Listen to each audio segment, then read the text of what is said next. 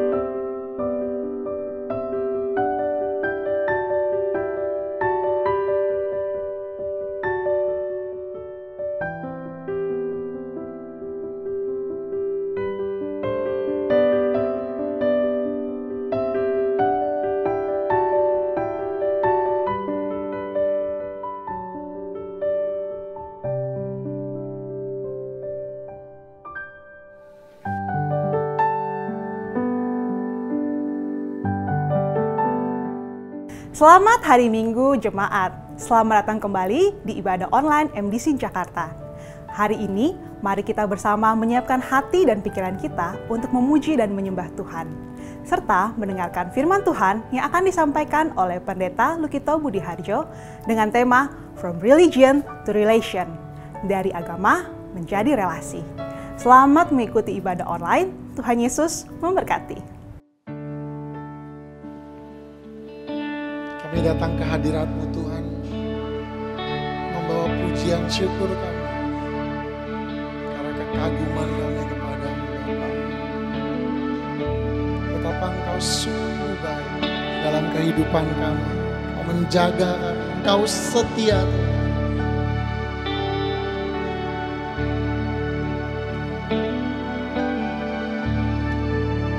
Tiada yang dapat pisahkan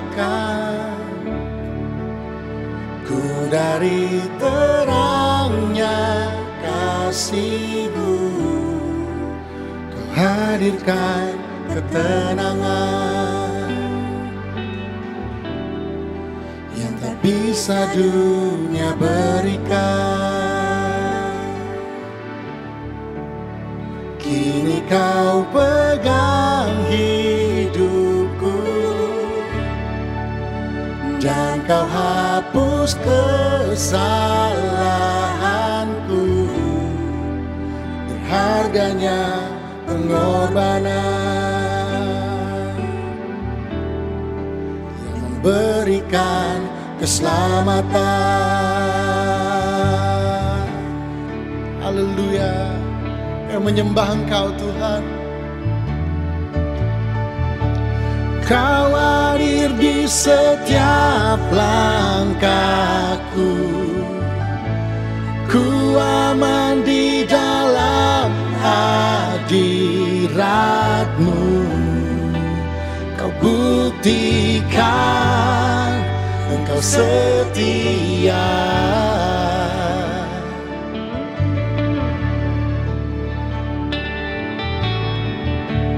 Kan ku angkat tinggi tanganku, tandaku berserah kepadamu. Selamanya Engkau setia. Amin. kini kau pegang hidupku,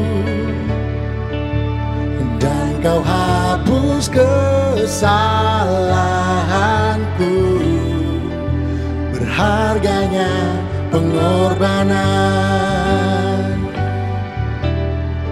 yang memberikan keselamatan.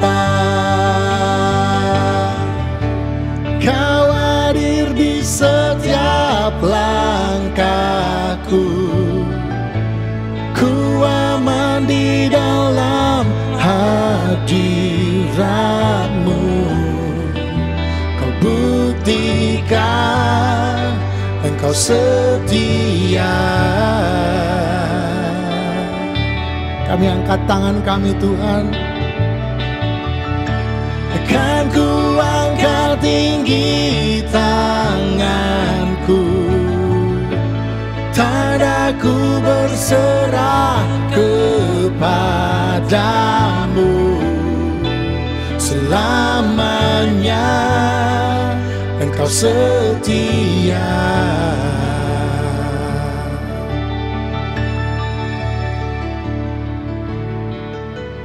Oh, your presence never leaves me, and you'll never forsake me. Oh, your presence never leaves me, and you'll never forsake me. Oh, your presence never leaves me, and you'll never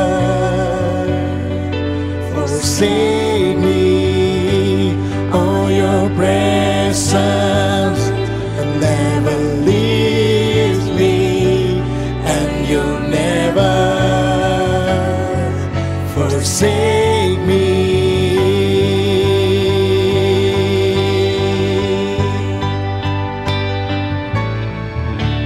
Kau hadir di setiap langkahku, ku aman di dalam hadiratmu. Kau buktikan Engkau setia.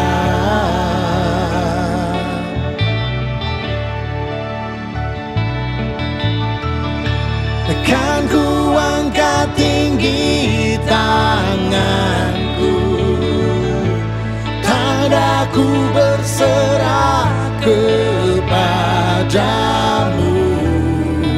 Selamanya Engkau setia. Oh, your presence, Lord.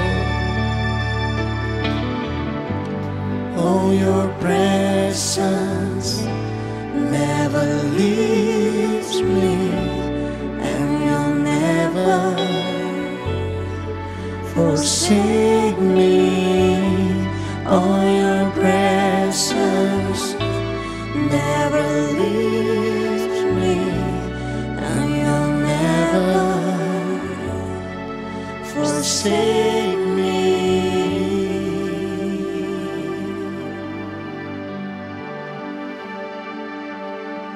Setia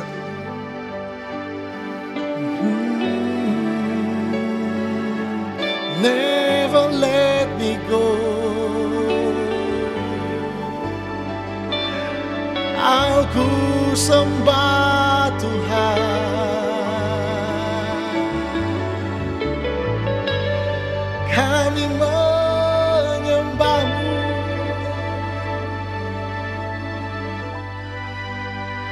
Ku nyanyi haleluya, ku nyanyi haleluya.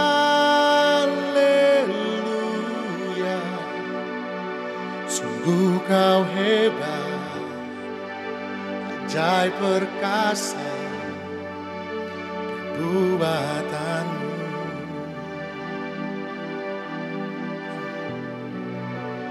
Ku nyanyi haleluya,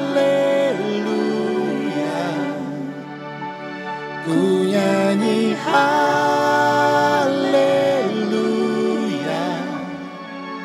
Sungguh kau hebat, ajaib perkasa perbuatanmu di hidupku.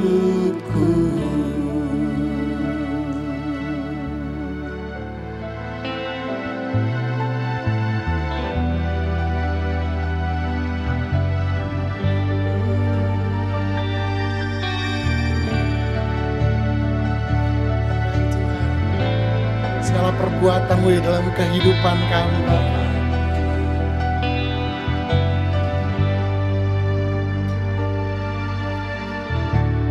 Bapakku datang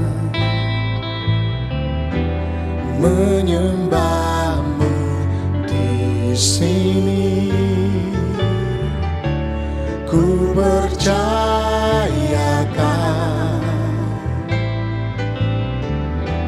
ada bagiku.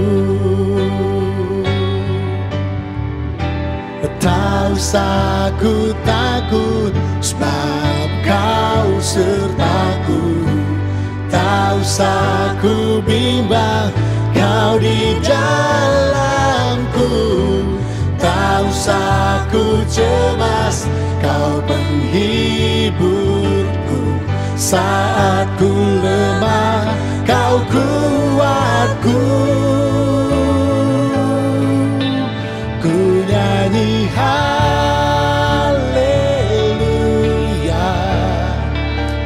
Ku nyanyi haleluya. Sungguh Kau hebat, ajaib perkasa perbuatanmu.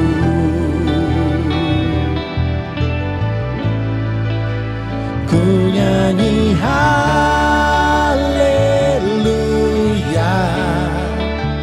Ku nyanyi haleluya. Sungguh Kau hebat, ajaib perkasa perbuatanmu di hidup kami, Tuhan, di hidupku.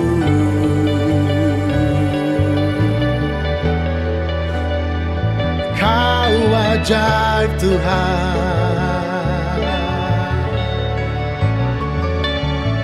kuasa-Mu sempurna.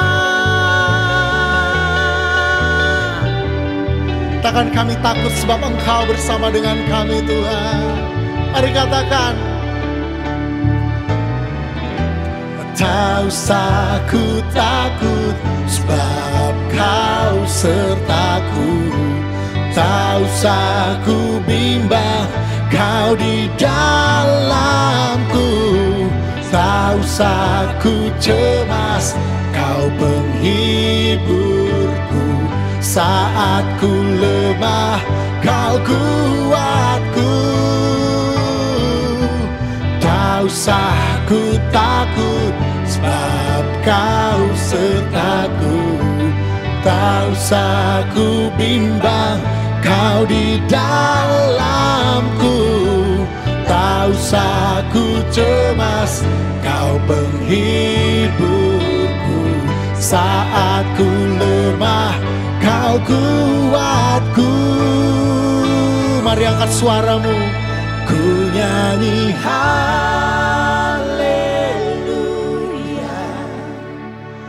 Ku nyanyi haleluya. Sungguh Kau hebat, ajaib perkasa perbuatanmu.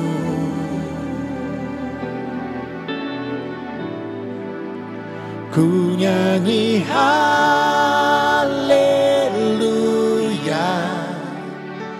Ku nyanyi haleluya. Sungguh Kau hebat, ajaib perkasa buatanmu di hidupku.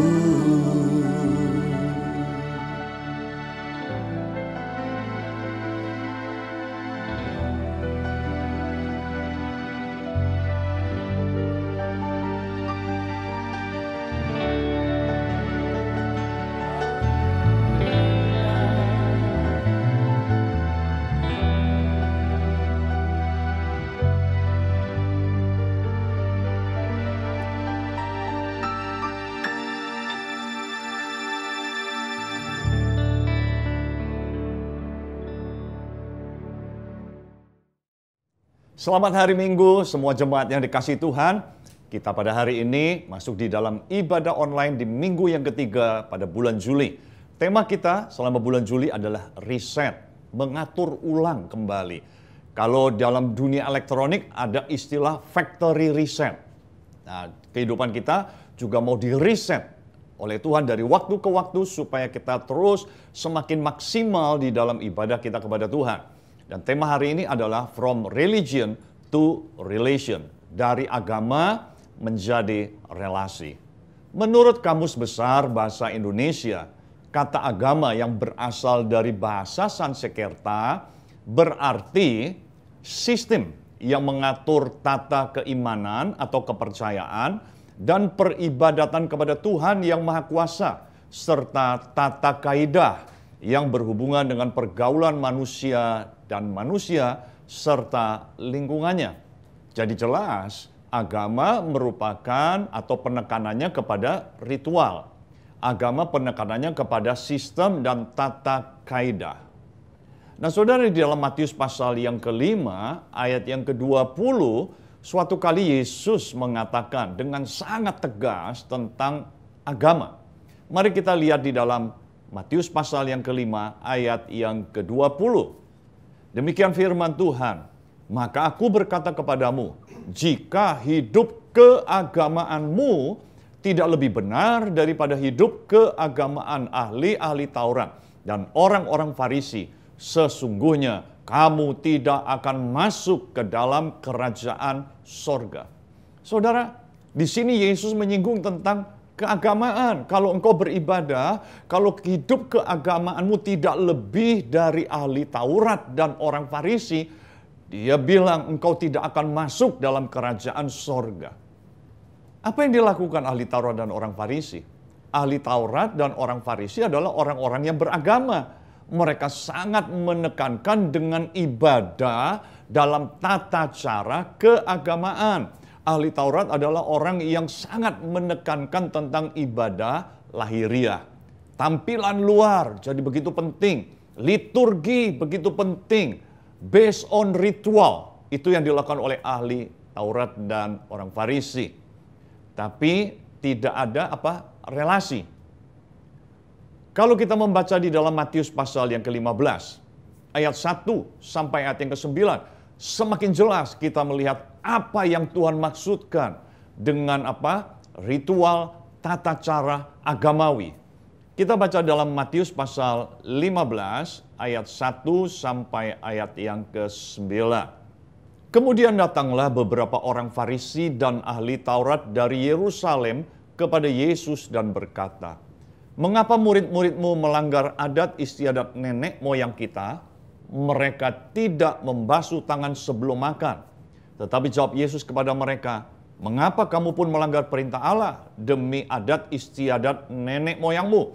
Jadi dari 3 ayat ini saja kita melihat bagi ahli Taurat dan orang Farisi adat istiadat lebih penting. Tapi Yesus menegur, dia bilang kamu justru melanggar perintah Allah demi melakukan adat istiadat.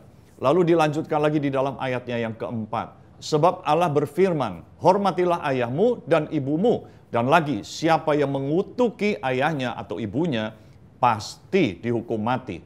Tetapi kamu berkata, barang siapa berkata kepada bapaknya atau kepada ibunya, apa yang ada padaku yang dapat dipergunakan untuk pemeliharaanmu, sudah digunakan untuk persembahan kepada Allah. Orang itu tidak wajib lagi menghormati bapaknya atau ibunya. Dengan demikian firman Allah kamu nyatakan tidak berlaku demi adat istiadatmu sendiri.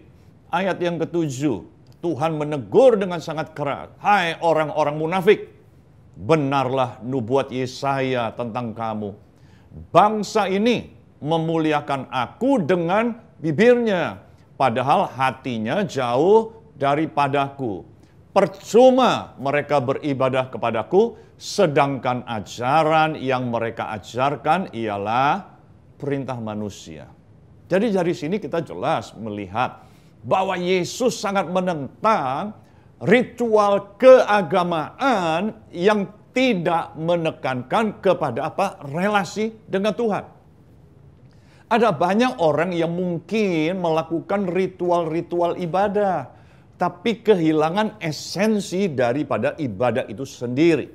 Karena itu jelas, hari ini firman Tuhan mengingatkan kita bahwa ibadah yang paling penting bukanlah liturginya, bukanlah tampilan luarnya, bukanlah alur ibadahnya. Setelah ini harus begini, setelah ini harus begini. Bukan. Tetapi yang lebih penting daripada semua itu adalah relasi. Karena jelas di dalam Yohanes pasal yang keempat ayat 21-24 Tuhan menekankan bahwa relasi di dalam penyembahan, relasi di dalam ibadah is the most important things. Sesuatu yang paling penting di dalam sebuah ibadah. Yohanes pasal yang keempat ayat 21-24 dikatakan demikian. Kata Yesus kepadanya, kepada siapa? Kepada perempuan Samaria ini. Percayalah kepadaku, hai perempuan, saatnya akan tiba bahwa kamu akan menyembah Bapa bukan di gunung ini. Yang dimaksud oleh Yesus adalah gunung Gerizim. Gunung Gerizim adalah satu gunung yang menjadi pusat penyembahan orang Samaria. Dan bukan juga di Yerusalem. Yerusalem adalah kota di mana pusat penyembahan bagi orang Yahudi. Tuhan bilang, bukan di gunung ini, bukan di Gerizim, dan juga bukan di Yerusalem. Tetapi kamu menyembah apa yang tidak kamu kenal, kami menyembah apa yang kami kenal, sebab keselamatan datang dari bangsa Yahudi.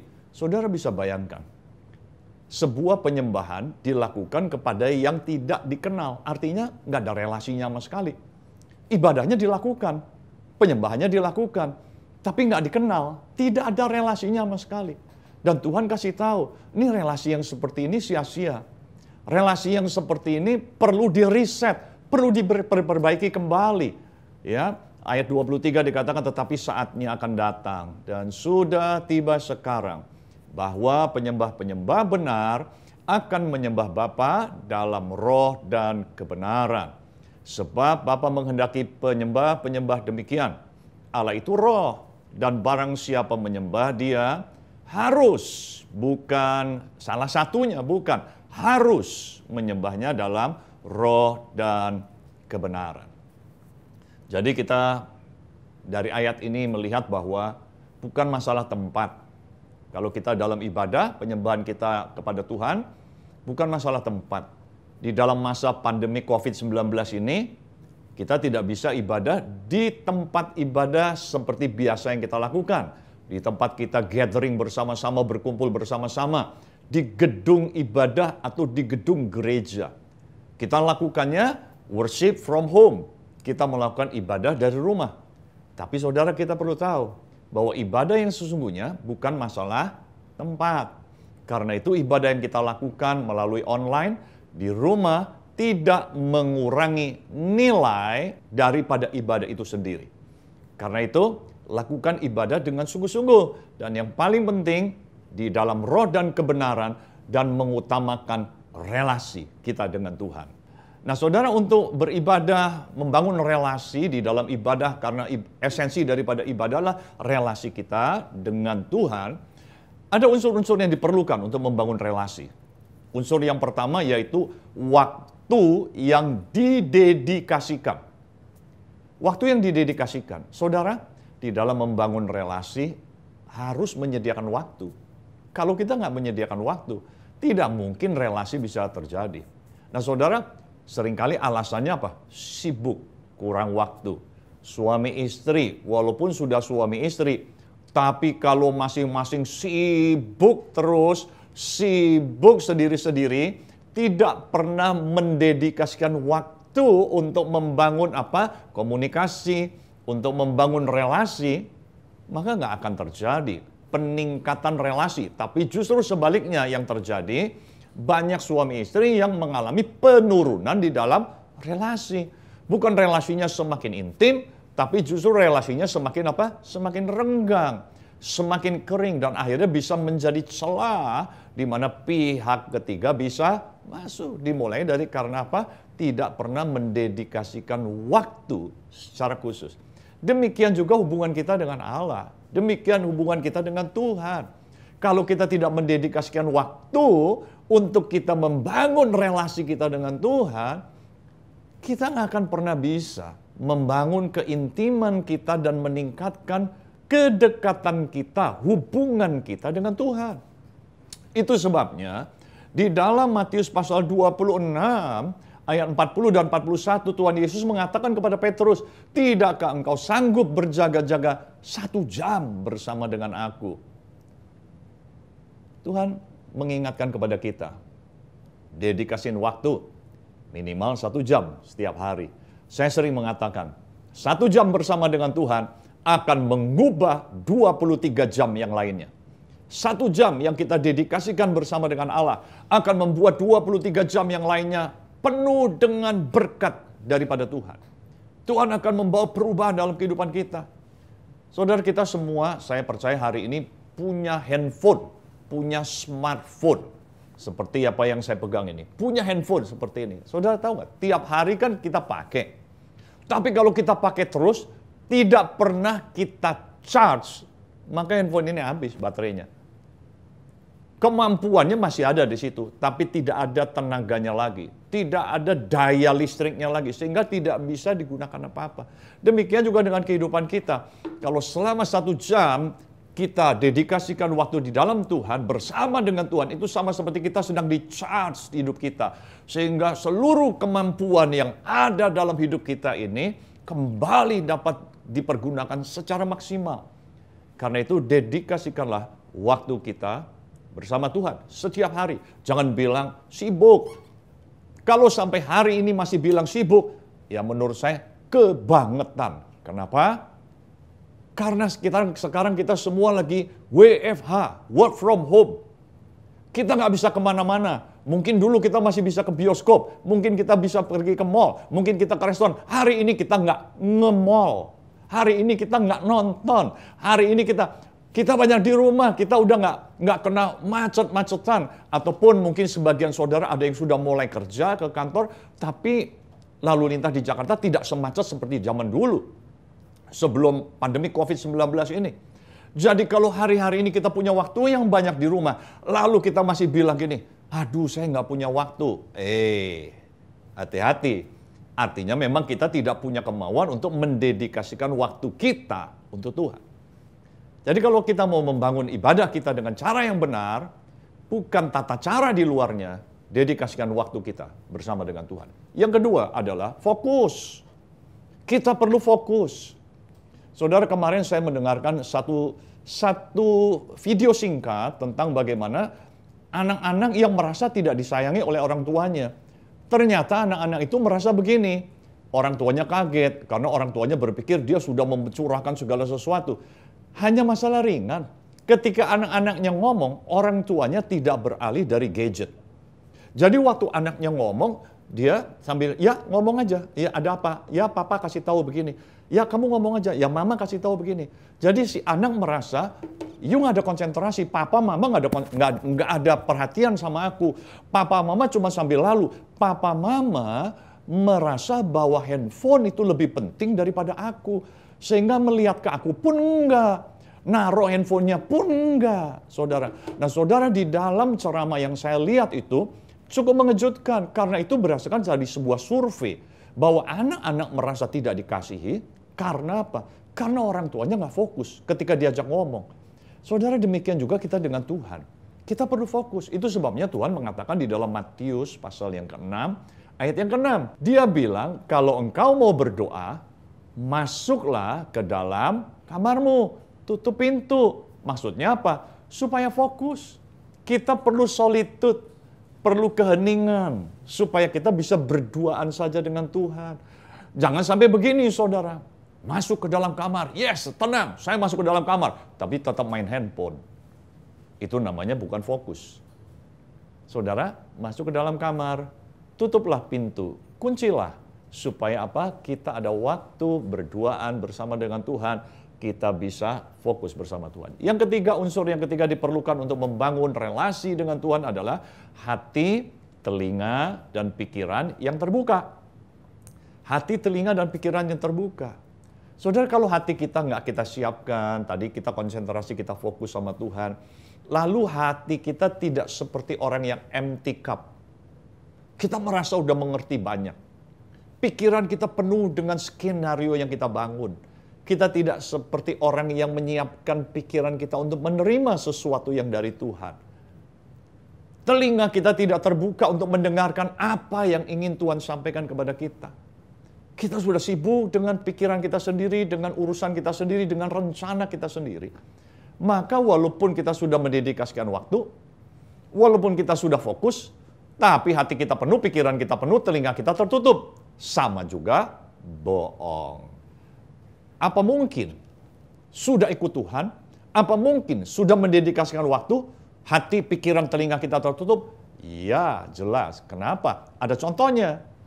Rasul, dari 12 rasul yang dipilih oleh Yesus, ada satu rasul yang namanya Yudas bin Iskariot. Hatinya tertutup, pikirannya penuh dengan rencananya sendiri, telinganya tertutup. Sehingga Tuhan ngomong apa saja, Tuhan mengajar apa saja, nggak masuk, mental terus. Bahkan Tuhan sudah kasih peringatan, seorang di antaramu akan mengkhianati aku. Yudas dengar. Bahkan Yesus bilang, orang yang mencelupkan rotinya bersama-sama dengan aku ke dalam pinggan, dialah yang akan menyerahkan aku. Yudas dengar ada di situ. Tapi Yudas tidak menangkap apa yang Tuhan katakan. Dia ikut mencelupkan rotinya. Saudara bisa bayangkan.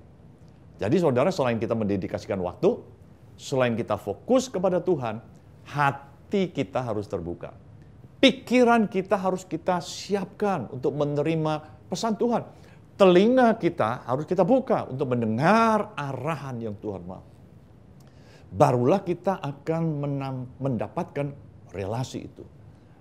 Kalau relasi bukan didasarkan ibadah kita, maksudnya tidak didasarkan kepada tata ritual, tata cara yang dari luar, tetapi kita membangun dengan cara yang sungguh-sungguh untuk membangun relasi, maka saya yakin sesuatu yang dahsyat akan terjadi dalam hidup kita. Kenapa?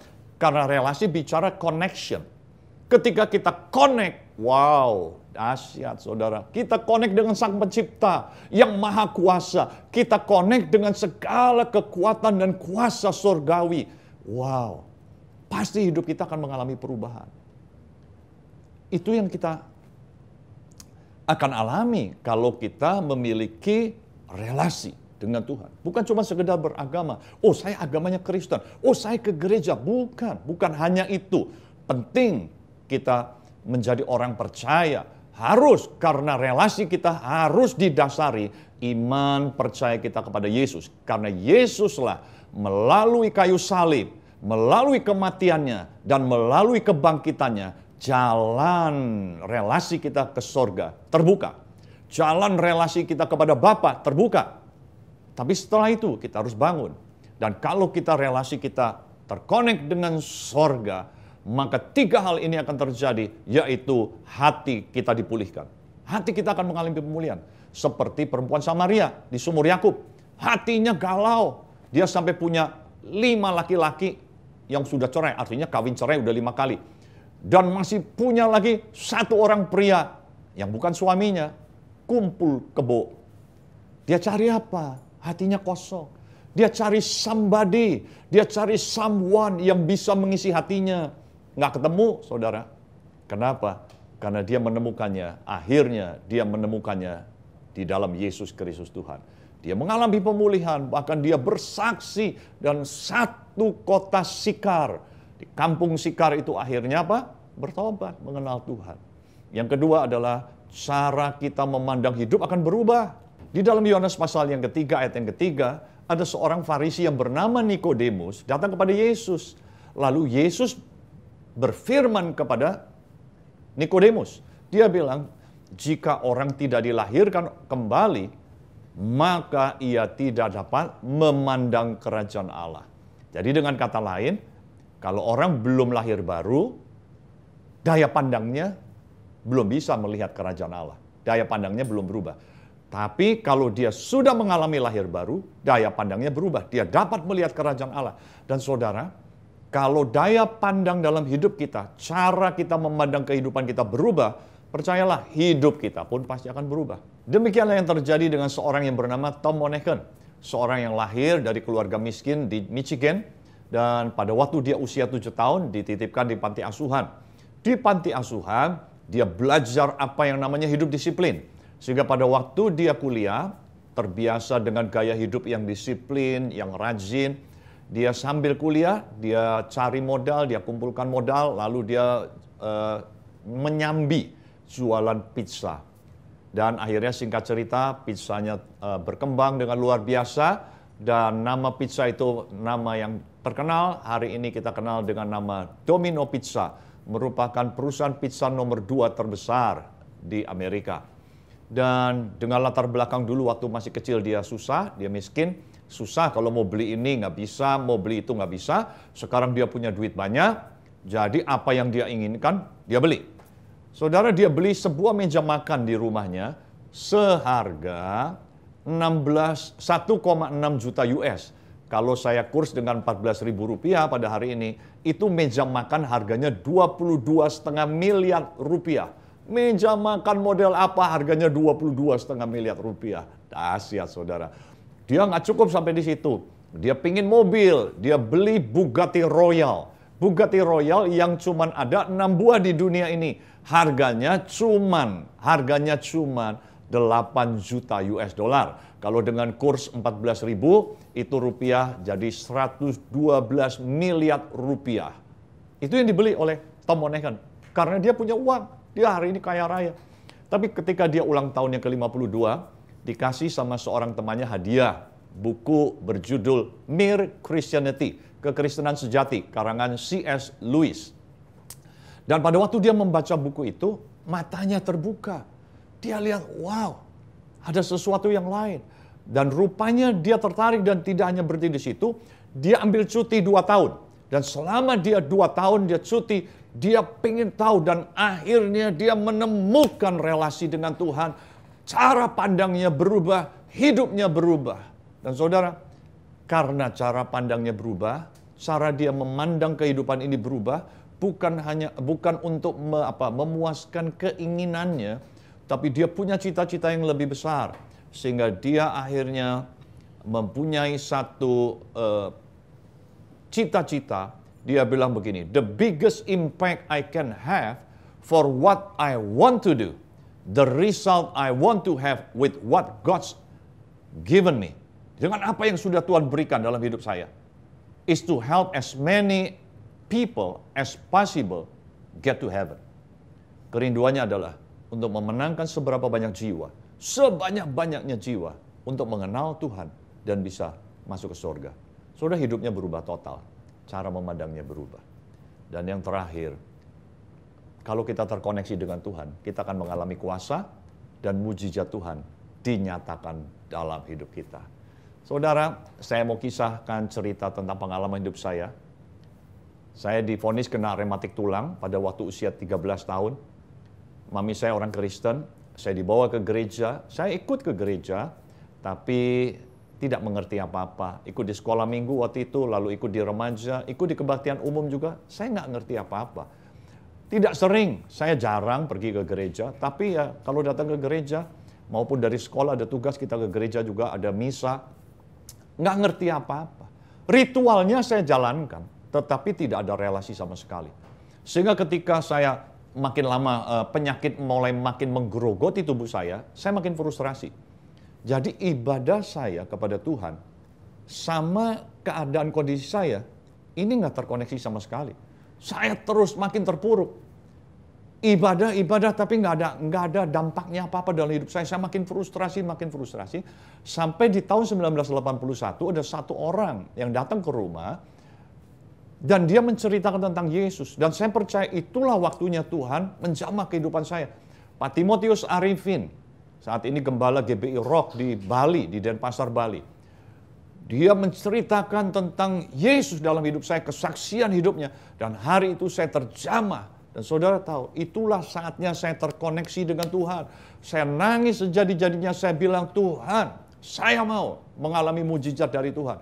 Itulah saatnya saya terkoneksi dengan Sang Pencipta melalui Yesus Kristus. Dan hidup saya berubah. Nah, saudara, untuk ceritanya bisa lebih jelas, saya ingin memutarkan video yang dibuat oleh anak-anak mahasiswa di VIP, kelompok VIP Community, dan kisah ini menceritakan bagaimana perjalanan hidup saya sampai akhirnya saya bisa menikah dan punya anak dan Tuhan percayakan menggembalakan satu jemaat. Kita akan menyaksikan video ini.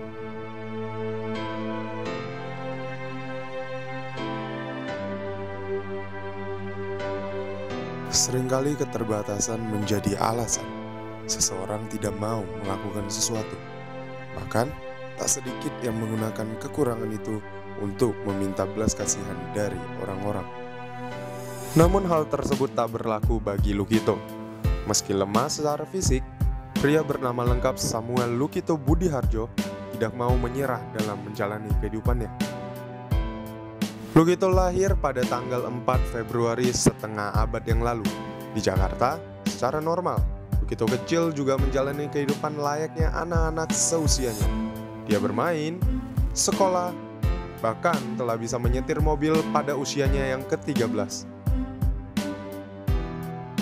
Nah, waktu dibawa ke dokter, di situ baru pertama kali saya tahu bahwa ternyata saya menderita sakit yang namanya juvenile rheumatoid arthritis. Jadi, rematik tulang yang menyerang anak remaja. Saat itu, dia masih merasa sehat dan meragukan vonis dari dokter. Namun, seiring waktu berjalan, kondisi badannya mulai melemah. Dia mulai merasakan sakit di sekujur tubuhnya. Mulai dari kaki, perut, sesak di dadanya, dan terus naik sampai ke kepala. Beberapa kali dia mencoba mengakhiri hidupnya. Berbagai cara telah dilakukannya untuk mencapai tujuannya itu. Namun, tak ada satupun yang berhasil. Lukito semakin terpuruk. Di saat itulah, ada seorang yang bernama Timotius Arifin datang dan menyaksikan hidupnya kepada Lukito. Timotius bercerita bahwa dia pernah berada di situasi yang sama. Dia juga sempat ingin mengakhiri hidupnya. Lalu dia bilang begini, saya pernah mengalami seperti kamu. Saya pernah mau dioperasi. Tapi saya berseru, saya juga nggak percaya Tuhan dulu. Saya berseru, saya minta Tuhannya istri saya, katanya. Itu Tuhan Yesus, dia minta. Dan hari itu akhirnya dia dijamah. Waduh, waktu saya dengar begitu, hati saya tersentuh. Dan saya berpikir gini, Tuhan, kalau Pak Arifin bisa Tuhan jamah, Tuhan jamah saya, Tuhan jamah saya. Sejak saat itulah Lukito berubah. Pengharapan muncul dan dia kembali bergairah menjalani hari-harinya. Meski telah mampu bangkit dari keterpurukannya, Lukito tidak semudah itu menjalani kehidupan. Rasa minder dan tertolak beberapa kali menyerangnya. Namun Lukito terus belajar untuk tidak hidup meratapi kekurangannya itu. Satu kali dia pernah menyaksikan kebangkitannya itu kepada seorang rekan di Surabaya. Dan kesaksiannya berhasil menyelamatkan nyawa orang tersebut. Jadi saya bilang, sini saya bicara. Dan dia bilang, oke, dikasih. Saya nggak kenal orang ini. Lalu saya ngomong, kamu mau bunuh diri ya? Saya bilang, saya pernah mau bunuh diri 3 kali, saya bilang. Kamu putus asa? Saya pernah putus asa, saya bilang. Tapi jangan pernah coba-coba membunuh diri, karena saya pernah membunuh diri. Kalau seandainya saya bunuh diri, hari itu saya mati, saya nggak akan melihat kebaikan Tuhan hari ini. Bagi Lukito, adalah sebuah anugerah ketika dia menikah dengan Mira Suryadi pada tahun 1990 dan dikaruniai 2 orang anak laki-laki, William dan Ivan Suryabudi. Padahal, dokter memvonisnya tidak bisa memiliki anak akibat pengobatan yang dijalaninya.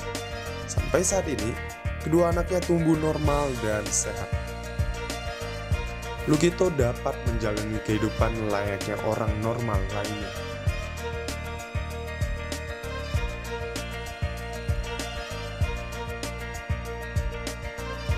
Sehari-hari Lukito bekerja sebagai seorang gembala di sebuah gereja di Bilangan, Jakarta Barat. Meski kondisinya seperti itu, dia tetap mampu untuk memimpin puluhan karyawan. Pemimpin Pak Lukito, kalau saya ambil satu kalimat, satu kata lah ya, menyejukkan. Dia benar-benar pemimpin yang mampu menyejukkan suasana hati. Dia benar-benar orang yang sangat pintar dan perhatian. Lukito membagi 3 hal bagaimana dia bangkit dari keterpurukannya dan hidup 180 derajat saat ini. Yaitu yang pertama, ketika saya mengenal Tuhan. Ketika hubungan saya terkonek kembali dengan Tuhan. Yang kedua adalah saya selalu belajar untuk mau ada mengalami kemajuan. Jadi saya nggak pernah mau berpuas diri. Saya selalu harus ada kemajuan. Harus ada kemajuan. Itu yang terus mendrive saya, mendorong saya untuk maju.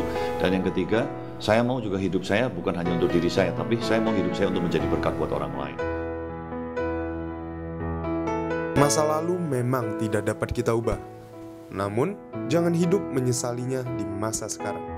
Esok hari ditentukan oleh respon kita pada hari ini. Dari Tangerang dan Jakarta, tim liputan V-Komentar melaporkan.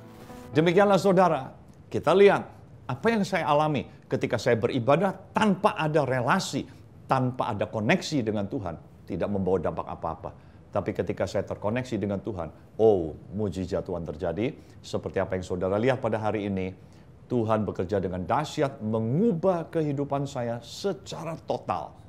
Dan saya percaya, kalau kita melakukan ibadah dengan cara yang benar, kalau kita melakukan ibadah bukan hanya mementingkan ritual, tata caranya, tetapi mengutamakan relasi kita dengan Tuhan. Percayalah, hidup kita semua, hidup saudara, dimanapun saudara berada, akan mengalami kuasa Tuhan, akan mengalami mujizat Tuhan, dan kita akan mengalami kebesaran Tuhan di dalam seluruh kehidupan kita. Bukan hanya hari ini, tapi juga di masa depan kita.